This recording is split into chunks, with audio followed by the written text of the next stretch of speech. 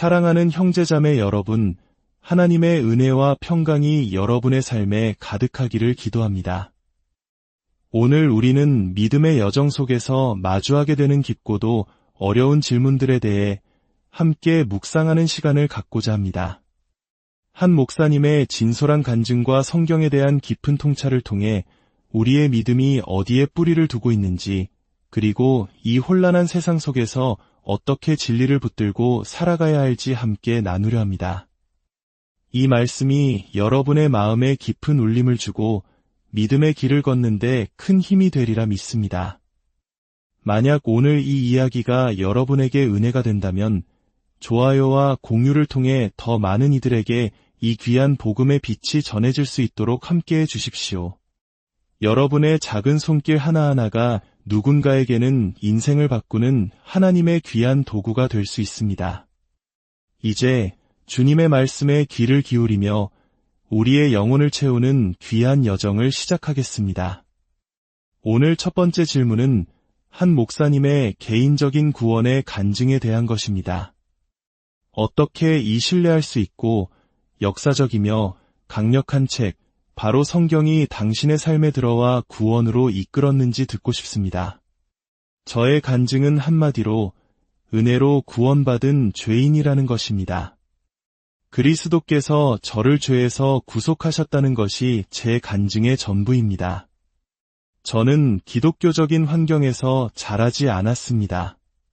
캘리포니아 로스앤젤레스에서 10대 미혼모였던 불교 신자 어머니 밑에서 자랐습니다. 대학에 가기 전까지는 복음을 들어본 적이 단 한 번도 없었습니다. 대학 시절 한 신사분이 저에게 다가와 말을 걸었고 몇 주 동안 제가 가진 질문들에 대해 끈기 있게 답해 주었습니다. 바로 그때 그곳에서 그 방식으로 이 진리가 제 마음을 사로잡았습니다. 저는 제가 세상에서 하나님 없이 살아왔다는 것을 깨달았습니다. 제 자신에게는 어떠한 위로움도 없다는 것을 절감했습니다. 그때 제가 깨달은 바를 단순하게 표현하자면 이렇습니다. 세상의 모든 다른 종교는 기본적으로 이렇게 요약될 수 있었습니다. 종교적인 체험을 하고 나쁜 일보다 좋은 일을 더 많이 한 다음 죽었을 때 최상의 결과를 바라라. 하지만 저는 첫째로 선하게 살 수 없는 존재라는 것을 스스로 알고 있었습니다. 둘째로 종교적 체험을 하기 전에 저질렀던 그 모든 죄들은 어떻게 되는 것입니까? 그러나 성경의 메시지는 달랐습니다. 의인이신 그리스도께서 불의한 자들을 대신하여 단번에 죄를 위해 죽으심으로 우리를 하나님 앞으로 인도하려 하셨다는 메시지였습니다. 바로 이 진리를 통해 하나님께서는 저를 붙드셨습니다. 세상의 모든 것은 그저 종교일 뿐이지만 하나님께서는 구원자를 예비하셨다는 사실을 깨닫게 하셨습니다. 그리고 저는 그 은혜로 완전히 구원받았습니다. 아멘. 다음은 성경의 권위에 대한 질문입니다. 어떤 이들은 오래전 사람들이 특정 책들을 선택하고 다른 책들은 제외했다고 주장합니다. 특히 외경에 대해서는 어떻게 생각하십니까? 저는 오히려 그 사실이 성경의 권위를 더욱 확증한다고 생각합니다. 성경만이 세상에 기록된 유일한 글은 아니며 하나님에 대해 쓰인 유일한 글도 아닙니다. 하지만 구약 성경은 예수님께서 오시기 훨씬 이전부터 그 형태를 갖추고 있었습니다. 우리가 구약 정경이라고 부르는 것은 예수님 시대보다 오래전에 확립되었습니다. 그리고 외경은 그 구약 정경의 일부가 아니었습니다. 신약 성경의 경우 초대교회는 사도적 권위 또는 사도와의 연결성을 기준으로 이 책들을 받아들였습니다. 즉, 교회는 이 책들의 출처, 그 근원을 보고 받아들인 것입니다. 이것이 마땅히 이루어져야 할 일이었고 오늘날 우리도 여전히 그 원칙을 따릅니다. 그래서 우리는 성경의 정경이 완성되었으며 더 이상 추가될 책이 없다고 믿는 것입니다. 물론 세상에는 도마복음이나 영지주의 복음서와 같은 다른 책들도 존재합니다. 하지만 이러한 문헌들은 대부분 신약 성경보다 훨씬 후대인 2세기나 3세기에 기록된 것들입니다. 또한 예수님에 대한 허구적인 문학 작품들이 그 시기에 많이 생겨났습니다. 우리는 이러한 책들의 특징이 무엇인지, 어떤 내용을 담고 있는지 잘 알고 있습니다. 따라서 이러한 책들이 성경과 같은 권위를 가졌다고 믿을 이유는 전혀 없습니다. 교회는 아주 오랜 시간 동안 어떤 성경이 권위 있는 말씀인지를 이해해왔습니다. 그리고 이 권위는 특정 개인에게서 나온 것이 아니라 예수님과 직접 연결된 사도들의 권위, 그리고 그 권위를 통해 교회에 전수된 가르침에 기반한 것입니다. 이것이 우리가 오늘날의 성경을 갖게 된 이유입니다. 성경 사본들 간의 차이점에 대한 질문도 있습니다. 수천 곳에서 서로 모순된다고 알려진 사본들, 예를 들어 텍스투스 레셉투스나 다수 사본, 그리고 오늘날 대부분의 번역본이 사용하는 것으로 보이는 바티칸 사본과 같은 소수 사본 간의 차이는 어떻게 보아야 합니까? 우리에게는 수천 개의 문서와 여러 출처의 사본들이 있습니다. 우리는 이 자료들을 추적하고 수집하여 어디서 왔는지, 어떤 필체로 쓰였는지 등을 분석할 수 있습니다. 이를 통해 어떤 것이 더 오래된 사본이고 어떤 것이 후대의 것인지, 어떤 사본이 더 많이 발견되는지 알 수 있습니다. 예를 들어 마가복음의 마지막 부분에 대해 우리 성경은 종종 괄호를 치고 가장 오래되고 신뢰할 만한 사본들에는 이 부분이 없음이라고 주석을 달아놓습니다. 우리가 이렇게 할 수 있는 이유는 우리에게는 길고 견고한 본문 비평의 역사가 있기 때문입니다. 수많은 사본들을 고려할 때 그 차이점은 사실 그리 많지 않습니다. 성경 전체의 방대한 양을 생각해보면 사본 간의 차이는 대부분 내용의 차이가 아니라 강조점이나 단어 배치와 같은 미미한 차이일 뿐입니다. 오히려 이렇게 수많은 사본이 존재한다는 사실은 성경을 덜 신뢰하게 만드는 것이 아니라 오히려 더 신뢰할 수 있게 만들어줍니다. 그렇다면 우리가 가진 성경이 완전하다고 어떻게 알 수 있습니까? 우리가 가져야 할 모든 책을 다 가지고 있다고 어떻게 확신할 수 있나요? 우리가 확신할 수 있는 이유는 하나님께서 자신의 말씀을 보존하셨기 때문입니다. 우리가 가진 말씀에는 부족함이 없습니다. 다른 책들이 더 있지 않을까 하는 의문은 대부분 소설, 다빈치 코드와 같은 허구에서 비롯된 것입니다. 이는 역사적 연구나 사실에 근거한 것이 아닙니다. 상상해 보십시오. 신약시대의 초대교회가 수많은 서신과 복음서를 손으로 필사하여 전 세계로 퍼뜨렸습니다. 그 수많은 사본들 중에서 특정 계열의 사본들만 모아서 모두 불태워버렸다는 것이 과연 현실적으로 가능한 이야기일까요? 만약 그랬다면 도마복음과 같은 다른 책들은 여전히 남아있겠습니까? 그들의 책 소각 작전은 그다지 성공적이지 못했던 것 같습니다. 진실은 우리는 그 다른 책들이 어디서 왔는지, 어떤 종류의 문학인지, 그리고 그것들이 성경이 아니라는 것을 명확히 알고 있다는 것입니다. 콘스탄티누스 황제가 회의를 소집해 특정 책들만 남기고 나머지는 없애버렸다는 식의 이야기는 역사적 증거가 전혀 없는 완벽한 소설입니다. 성경 정경은 그런 방식으로 형성되지 않았습니다. 어떤 분들은 중동에서 현재 일어나고 있는 혼란이 종말의 때를 의미하는지 묻습니다. 성경은 마지막 때에 대해 이야기합니다. 하지만 성경에서 말하는 마지막 때란 예수님의 초림과 재림 사이의 전체 기간을 의미합니다. 그러므로 우리는 예수님의 죽음, 장사, 부활, 승천 이후로 계속 마지막 때를 살아가고 있으며 예수님께서 다시 오실 때까지 그 시간 속에 있을 것입니다. 오늘날 교회에 대한 위협에 대한 질문도 있습니다. 특히 아프리카의 많은 사람들이 성경 대신 예언자나 기적을 행하는 사람들을 따르는 현상에 대해 어떻게 생각하십니까? 역사적으로 교회는 항상 큰 위협에 직면해왔습니다. 신약 성경의 많은 서신서들이 기록된 이유 중 하나도 바로 초대교회가 직면했던 즉각적인 위협들에 대응하기 위함이었습니다. 그리고 그 상황은 지금도 변하지 않았습니다. 오늘날 우리가 직면한 위협 중 하나는 로마 가톨릭과 같이 성경 외에 또 다른 권위가 존재한다고 주장하는 흐름입니다. 만약 성경과 동등한 권위가 오늘날에도 계속 말하고 있다면 이미 기록이 끝난 성경보다 그 새로운 권위가 더 큰 힘을 갖게 될 것입니다. 이는 성경의 권위에 대한 직접적인 위협입니다. 또 다른 흐름은 바로 질문에서 언급된 현상입니다. 성경만으로는 충분하지 않으며 새로운 계시나 강력한 영적 체험, 초자연적인 수단이 필요하다고 주장하는 것입니다. 마치 우리가 성경에 있는 모든 것을 다 소진해서 이제 다른 무언가로 나아가야 한다는 듯이 말입니다. 이 두 가지 흐름 모두 하나님의 말씀, 즉 성경의 권위에 대한 직접적인 위협이며 모순입니다.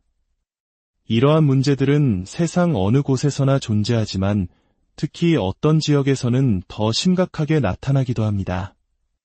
하지만 이것은 결코 새로운 현상이 아니며 신약 성경은 이러한 문제들을 직접적으로 다루고 경고하고 있습니다. 그렇다면 번영신학, 즉 기복신앙에 대해 우리는 어떻게 대처해야 합니까? 이러한 문제에 맞서기 위해서는 각 지역의 문화적, 역사적 맥락을 이해하고 그에 맞는 대응이 필요합니다. 미국에서는 은사주의의 혼돈이나 진리전쟁과 같이 미국 상황에 맞춰 쓰인 책들이 있습니다. 하지만 아프리카나 다른 지역에서는 그곳의 특수한 상황, 즉 전통적인 신앙과 결합하여 다르게 나타나는 은사주의 운동에 대해 직접적으로 다루는 글들이 필요합니다. 그리고 그 글들은 사람들이 자신의 모국어로 읽을 수 있도록 번역되어야 합니다. 미국에서는 착하게 행동하라는 것이 11번째 계명처럼 여겨져서 오류를 정면으로 지적하는 것을 꺼리는 문화가 있습니다. 하지만 오류에 대한 직접적인 대면과 경고는 반드시 필요합니다. 목회자는 양들을 위험에 빠뜨리는 이단과 거짓 교사들에 맞서 싸워야 합니다. 바울이 그랬던 것처럼 때로는 사람들의 이름을 직접 거명하며 경고해야 할 때도 있습니다. 이는 비열하게 굴기 위함이 아니라 하나님의 양떼를 보호하기 위한 목자의 책임입니다. 디도서 1장 9절 말씀처럼 목회자는 믿음 말씀의 가르침을 그대로 지켜야 하리니 이는 능히 바른 교훈으로 권면하고 거슬러 말하는 자들을 책망하게 하려 함이라는 사명을 받았습니다. 양들에게 직접적인 위협이 될 때 우리는 그 위협의 실체를 명확히 밝혀야 합니다. 조이스 마이어와 같은 인물은 어떻습니까? 그녀의 가르침을 영적인 양식으로 삼아도 될까요? 안 됩니다. 그녀는 다른 복음을 전하는 이단이기 때문입니다. 그녀가 전하는 복음은 번영신학, 즉 기복신앙입니다. 존 파이퍼 목사님이 말씀하셨듯이 번영신학이 그토록 위험한 이유는 우리 육신이 원하는 것을 정확히 약속하기 때문입니다. 참된 복음은 우리의 육신에게 너는 죽어야 한다고 말합니다. 그러나 번영신학은 육신에게 너는 살아서 내가 원하는 모든 것을 얻을 수 있다고 말합니다. 그것은 우리의 죄악되고 육적인 본성이 원하는 모든 것을 약속합니다. 그것은 복음이 아닙니다. 그것은 다른 복음입니다. 성경이 하나인데 왜 그렇게 많은 교단과 교회가 있습니까? 이슬람이나 가톨릭도 통일되어 있지 않습니다. 그 내막을 아는 사람이라면 누구나 동의할 것입니다. 기독교는 전 세계 수많은 지역에 퍼져 있고 각기 다른 필요와 강조점을 가지고 있습니다. 만약 교회가 단 하나만 있어야 한다면 그 교회는 어디에 있어야 하고 우리는 매주 어떻게 그곳에 갈 수 있겠습니까? 예수님께서는 모든 민족에게 복음을 전하라고 하셨습니다. 이는 우리가 서로 다른 언어와 문화를 가진 사람들에게 다가가야 함을 의미합니다. 교회는 지역적인 표현이며 그렇기 때문에 전 세계에 수백만 개의 교회가 필요한 것입니다. 교단 간의 차이는 복음의 본질에 대한 차이라기보다는 주로 교회의 운영 방식이나 조직 형태에 대한 견해 차이에서 비롯됩니다. 거짓 교사나 이단이 나타나는 것은 기독교에 문제가 있다는 증거가 아니라 오히려 신약 성경이 예언한 바가 이루어지고 있다는 증거입니다. 디모데후서 4장에서 바울은 때가 이르면 사람들이 바른 교훈을 받지 않고 자기 욕심을 따라 스승을 많이 두고 진리에서 돌이켜 허탄한 이야기를 따를 것이라고 경고했습니다. 사탄은 빛의 천사로 가장합니다. 진리의 옷을 입고 거짓을 속삭이는 것이 대놓고 거짓말을 하는 것보다 훨씬 효과적이기 때문입니다. 이것이 바로 이단이 생겨나는 이유입니다. 가족과 결혼에 대한 성경적 가르침은 왜 그토록 중요합니까? 우리 시대의 가장 중요한 변증학적 이슈 중 상당수가 성경적인 남성성과 여성성, 그리고 결혼과 가정에 대한 것입니다. 특히 동성결혼 문제에 대해 교회의 반응은 어떠해야 합니까?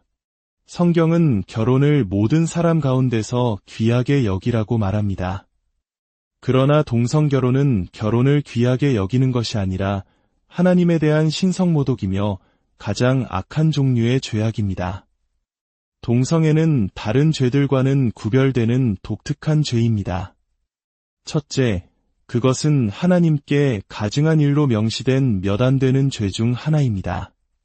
둘째, 그것은 하나님께서 유황과 불을 땅에 쏟아부으신 원인이 된 유일한 죄입니다. 소돔과 고모라를 멸망시킨 죄가 바로 이것입니다. 셋째, 그것은 삼위일체 하나님의 형상과 그리스도와 교회의 관계에 대한 그림을 직접적으로 모독하는 행위입니다.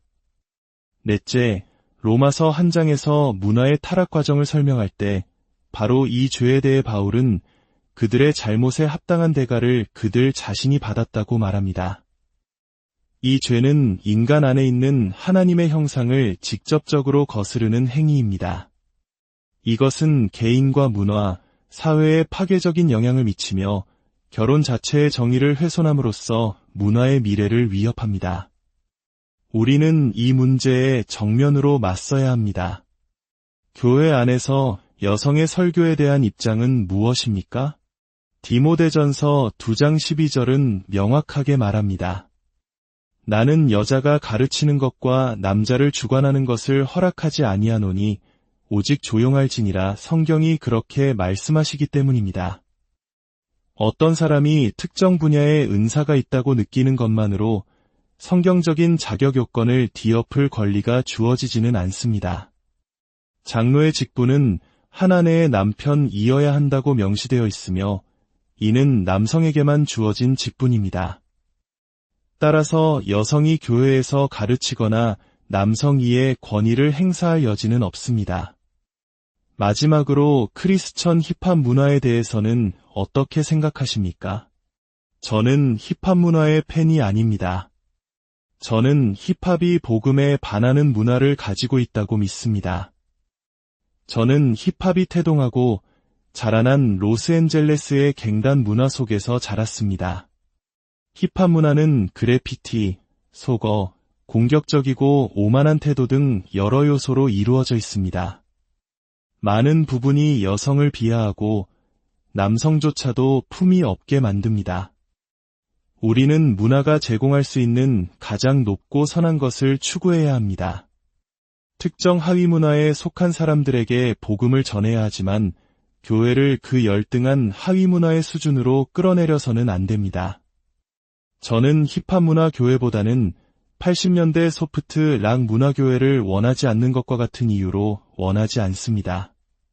우리는 최고의 것을 추구하고 역사를 통해 서로 연결되며 공통분모를 찾아야 합니다.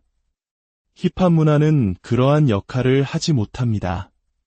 사랑하는 형제자매 여러분, 오늘 우리는 믿음의 여러 측면에 대해 깊이 있는 성찰의 시간을 가졌습니다. 세상은 수많은 질문과 의심으로 우리를 흔들려 하지만 우리의 믿음은 굳건한 반석 위에 서 있어야 합니다. 마지막으로 우리가 왜 성경을 믿는지에 대한 이 중요한 선언을 마음에 새기며 오늘의 말씀을 마무리하고자 합니다. 우리가 성경을 믿는 이유는 성경이 신뢰할 수 있는 역사적 문서들의 모음이기 때문입니다. 이 문서들은 다른 목격자들이 살아있던 시대의 목격자들이 직접 기록한 것입니다. 그들은 구체적인 예언의 성취로 일어난 초자연적인 사건들을 보고하며 자신들의 글이 인간적인 기원이 아니라 신적인 기원을 가지고 있다고 주장합니다. 이 진리의 말씀이 여러분의 삶의 등불이 되고 흔들리지 않는 믿음의 다이 되기를 소망합니다. 주님께서 주시는 평안 속에서 매일 말씀을 통해 더욱 깊이 하나님을 알아가고 그분의 사랑 안에서 강건해지는 여러분 모두가 되시기를 축복합니다. 하나님의 은혜가 여러분과 여러분의 가정 위에 늘 함께 하시기를